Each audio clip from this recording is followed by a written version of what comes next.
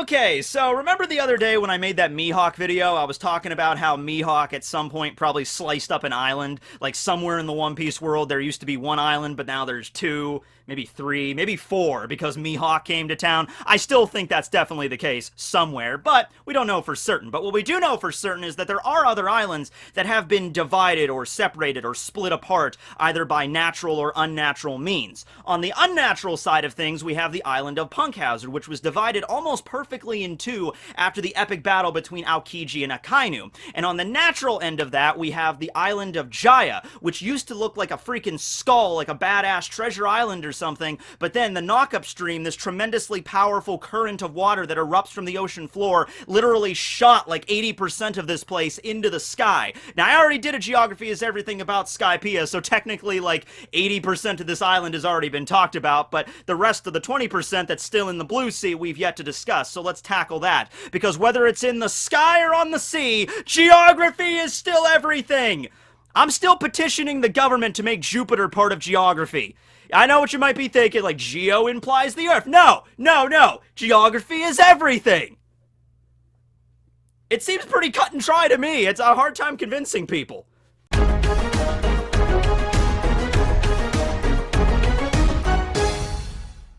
Okay, so Jaya Island. As I stated, the island used to be shaped like a skull, but because part of it got blasted into the sky, now only the mouth of this skull remains. It's a spring island, so kind of temperate climate when the Straw Hats arrive there, and honestly, the one main town, or the only town really on the island, Mock Town, at a distance kind of looks like a tropical resort. Like, you land there and you're thinking like, oh, is this like the Caribbean or something? Oh, that's awesome, you know, where's the pool, right? Well, no, it turns out that it's actually an island or a town run by pirates. But they're not the kind of pirates that are like, "Yarg, matey! We've landed at this tropical resort! Burn it down and take all the treasure!" Not really that kind of pirates. No, these pirates are more, like, affluent in the sense that they just kind of like throwing around their gold and acting like big shots, essentially, right? And so when the Straw Hats land there, it's kind of a weird climate where they try to get a hotel room, and the owner of the hotel room is like, you know, "I'm sorry, we can't let you come in here because Bellamy, he booked every single room right before you came," alright? So Bellamy's crew basically rule over the entire town, and essentially the entire island, because, yeah, there's really no other town on Jaya except for Mock Town, right? You could see a map of it right here, the one half of the jaw, that's where Mock Town is. The rest of the island is mostly just forests, right? Okay, so the idea here, though, is that pirates all gather together on Mock Town and just kind of, like, you know, measure each other's, like, level of power and stuff. So, yeah, it's basically like a massive... I don't even know if I can say that word anymore on YouTube. It's a measuring contest. It's a measuring contest of certain D's. And I'm not talking about the will of D, alright? That's basically what it is. It's just like, hey, check it out. I have a bounty of 46 million. Bellamy shows up. Well, I have a bounty of 55 million. I'm awesome, right? Check out all this money I have. Barkeep, give me the best rum, and give me all the rooms in that hotel over there. I'm awesome. I rule this town. And so the Straw Hats go to this bar and restaurant kind of deal called Pubs and Pies, which is an awesome name for a restaurant. And it has an awesome bartender. This guy named Terry. I love Terry. You cannot not love Terry. Look at that dude's mustache, and he's such like a down-to-earth dude. He's just like a guy that's like, yeah, well, this is kind of a weird town, and there's pirates everywhere, but, you know, it's decent enough, I suppose. He was nice enough to the Straw Hats. He gave Nami a free drink. He was one of the only people in the bar that did not laugh at Luffy when he exclaimed, you know, "I'm going to the Sky Island." You know, the whole freaking place broke out in laughter. Bellamy slammed his head through a freaking bar shelf. Bar shelf? I don't go to bars very often. You ever go to a bar shelf? He's like, ah, yeah, the old bar shelf. I like that. The counter. He slams his head through the counter, and they have that whole moment where they beat the crap out of Luffy and Zoro, and they don't fight back because it's not even worth it, right? That's their whole thing as a pirate. Yeah, Terry was like one of the only people in the bar that didn't actually laugh at them, okay, and actually respected them quite a bit. So you gotta love Terry. The way that Terry explains how it works, he's like, okay, pirates rule this town, But don't be afraid by that. Like, don't think that the pirates are going to go around and attack the citizens that live here, like the people that, you know, run the restaurants and the hotels and the resorts and everything, because the whole idea of it is that the pirates like to spend their money and show off, and they can't very well spend their money and show off if there's nobody running the town, you know? So they mostly leave the citizens of the island alone, unless they really get up in their grill, unless they really try to, you know, irritate the pirates or try to force them out. Other than that, the people of the island are pretty scared of it. Like the hotel manager, I think his name was Spectre, he was like really, you know, nervous of letting the Straw Hats stay there. He's like, oh, yeah, well, you know, Bellamy, you know, he owns the hotel and the whole town, really. So, yeah, it's basically just like a bunch of small-time pirates trying to act like big shots. You know, the big fish in a small pond kind of mentality. It's like Bellamy and his crew are like, all right, you know, I got a bounty of like 55 million, which is, you know, at this part of the story is rather commendable, right? It's higher than Luffy's first bounty anyway. And so he works under Doflamingo, of course, so that's going to give him street cred. But I think for the most part, Bellamy and Sarkis and everybody of their little gang, they were just like, all right, we're just going to chill out in Mocktown. That's going to be our place, our home base. We're going to throw around all of our money and just like, we own the hotel, we own the restaurant, we own the bars, we own this place, you know? Anybody that comes here, we have free roam. We could do whatever we want and no one can do anything. But at the end of the day, it's like they're still, once again, they're really not that strong. Like, you're not Yonko level, bro, you know what I mean, right? And we saw that when Luffy got back to the island after he wanted to get back the gold that they stole from Cricket, and freaking Luffy just, BAM! One-shotted freaking Bellamy into the ground. Let's get to see that. Oh, that's beautiful. That's gorgeous. Right? Okay. So, that's Mocktown, right? It's a town full of people that mock your dreams. And by the way, let's just talk about that for a moment, because I always found that just weird. You know, Bellamy is the kind of guy that comes out and he's like, the age of dreaming is over. The One Piece isn't real. It makes pirates, reputation a bad name and everything like that. Sky Island's not real. An island in the sky? Come on. We live in a world with magical fruits. We live in a world where the Grand Line exists with these crazy weather patterns that really have no rhyme or reason or whatever.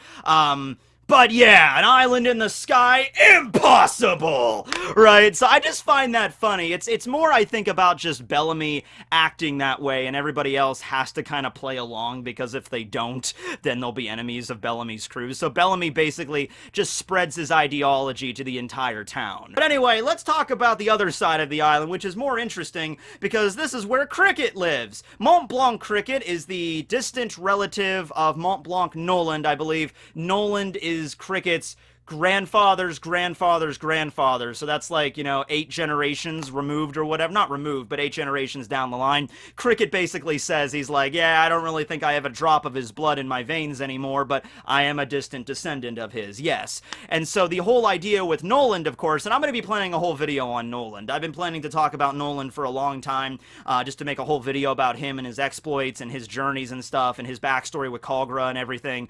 Now I think would be a kind of a good time to do this. So that'll be coming up shortly. But yeah, Noland was this legendary liar. He landed on Jaya about 400 some odd years ago, found this city of gold, went back to his home kingdom, told the king, hey, I found a city of gold. It's awesome. The king's like, oh, that's cool. Yeah, we could definitely use a city of gold. So they sailed out for the city of gold. By the time they got back to Jaya, no city was found, and Noland was declared as a liar, and he was executed in the public square, okay? And so, over the years, everybody that has the name of Mont Blanc was ridiculed and made fun of, because they're related to Noland. And of course, Noland the Liar, this like storybook, was published in the North Blue, basically as just like a way to like tell kids not to lie. So anybody with that Mont Blanc name was made fun of. Even 400 years later, Cricket was made fun of in much the same way.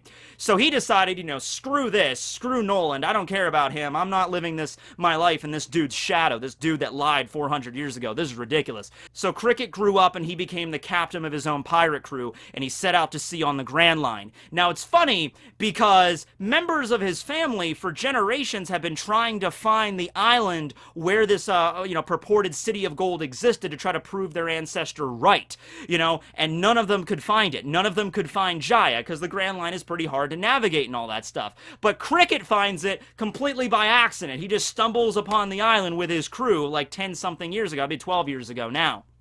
He lands there, and he's like, this is the island from the storybook. And it's not like Cricket, like, really wanted to prove Noland right or anything. Cricket was just a man that was, he was a romantic when it came to adventure. It was much in the same way of Luffy. He believed in fate and that kind of stuff. So, he ends up finding this island that all of his, his descendants, his father, his grandfather, his great-grandfather, great-great-grandfather have tried to find. He finds it by accident. He views this as like, okay, this is between me and Noland now. You know, I'm gonna stay on this island, and I'm gonna try to prove the existence of this city of gold. I'm gonna figure out what went down on this island 400 years ago, either prove him right or wrong. That outcome really doesn't matter. It's the act that matters, okay? Like, it's like this connection that he has with his ancestor, right? So he decides to stay on the island. Everybody else in his crew are just like, we don't want any part of this, Captain. Let's just land on a random island out in the middle of nowhere and try to find a city of gold. Okay, Captain, we're gonna get out of here. So his crew just leaves him. No idea what happened to them. Maybe they got devoured by a giant sea king or something. I don't know. But Cricket decided to stay on the island. He has this one house, and he made like a giant facade of a castle or like a palace on one side of it to make it look more impressive than it really was. But really, half of his house is missing because the other half got blasted into the sky with the rest of the island 400 years ago, right? So anyway, he lives there, and he basically just spends his days diving down into the ocean trying to find the remnants of this city of gold, because Noland did not know it got blasted into the sky. So he just assumed it must have sank beneath the earth. Now, the knock-up stream is this natural phenomenon that occurs around this island, and it happens like 5 times a month. So you think maybe Noland missed it, he didn't notice it, because Noland was a smart guy. You think Noland would have been able to figure out, like, hey, there's a giant pillar of water that's being shot up out of the sky. Out of the water into the sky. You know, maybe that might have something to do with the fact that this entire island apparently is, like, missing after they got back and they couldn't find the city of gold, you know? So maybe Noland he just didn't witness the knock-up stream. I don't believe he did. Maybe he did in the flashback, but I don't remember that he did. Cricket should have definitely been able to put 2 and 2 together, but it's like, Cricket has Noland's logbook and everything that was passed down through the generations, and you know, Noland's last thoughts were like, maybe it sunk beneath the earth. Maybe there was a shift in the earth's crust, there was an earthquake, and that's why the city of gold sank beneath the ocean. And so Cricket was just like, oh, that has to be it. I have to prove him right or wrong. I have to dive into the water, right? So it's like Cricket is so laser focused on that one line of Noland's hypothesis that he doesn't sit down and think about, like, yeah, maybe the giant stream of water knocked an island into the sky. No, that's impossible. That could never happen, right? It just seems like it should have been obvious, but it never clicked, you know? That's just how it went, right? They were just like, no, it has to be beneath the ocean. There's no other possibility, right? Not looking at other options on the table here, right? So anyway, yeah, the deal with the knock-up stream is there's pockets of air beneath the ocean floor. And, you know, the water from the ocean seeps in, cold ocean water, and then there's geothermal heat underneath it that heats it, turns it into a steam, the pressure builds, and eventually, badoosh! You know, and so this happens about 5 times a month.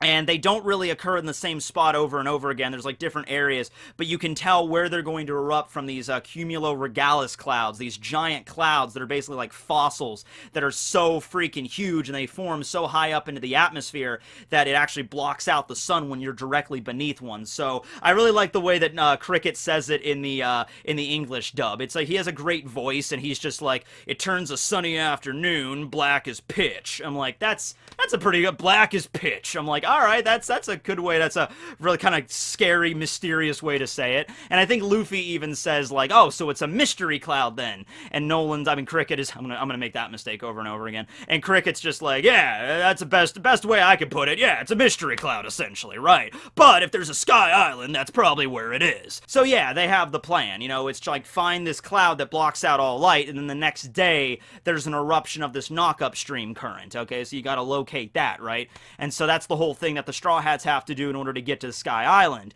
What they also have to do is reinforce their ship, but more importantly, they need to capture something called a South Bird. A South Bird is a bird that always points south. I know, kind of hard to figure that out from the name. The South Bird is located in the southern grove on the island right here on the map, you know, in the forest, okay? The forest is filled with bugs and giant centipedes and wasps everywhere, and the South Birds are little bastards, and they'll try to, like, defend their forest and knock over wasp nests on your head and just make life a living hell for you, okay? But it was funny how they ended up catching the South Bird. Do you remember how they did it? They're chasing, like, here are some of the strongest pirates ever. They took down the freaking Baroque works, but they're getting their asses kicked by a bird, you know? And then finally Robin is just like, uses her powers, just grab the South Bird. He's like, if I could see it, I could catch it. You feel like Robin could have done that earlier, but she's like, I wanted to see how you guys would capture it. Ah, you guys are all failing at this horribly. All right, hold on, I'll do it.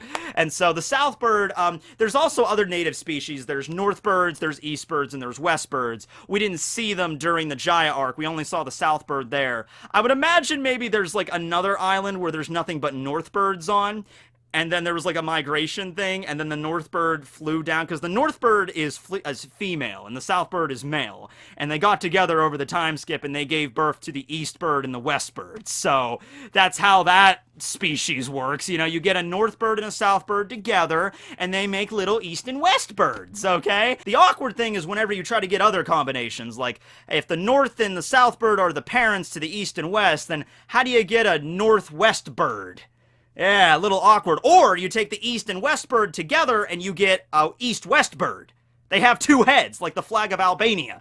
You know, like, goes, oh, we're constantly pointing in these directions, like Siamese twins, right? But yeah, so interesting fauna on the island. But yeah, that's the South Bird. I wish they would have used the South Bird a lot more. We see the South Birds in Skypiea as well, at Upper Yard, because they got blasted into the sky as well. And over the years, they grew giant-sized up in the sky with the different kind of climate and everything like that. I believe the South Bird, the Straw Hats captured, you know, it definitely went up into the sky with them, and then they let it go, and then right before they reached Cloud's End and came back down into the surface, I think the South Bird flew back on the ship like, hey, what are you guys leaving without me? I want to come back too. But then it never gets referenced again after that. I guess the South Bird, you know, after the ship was falling down with that octopus, the balloon, the South Bird was like, all right, I'll take it from here. Bye. Stupid freaking pirates capturing me. Flies back to Jaya, where he falls in love with the North Bird, and they have kids. So, you know, that's nice.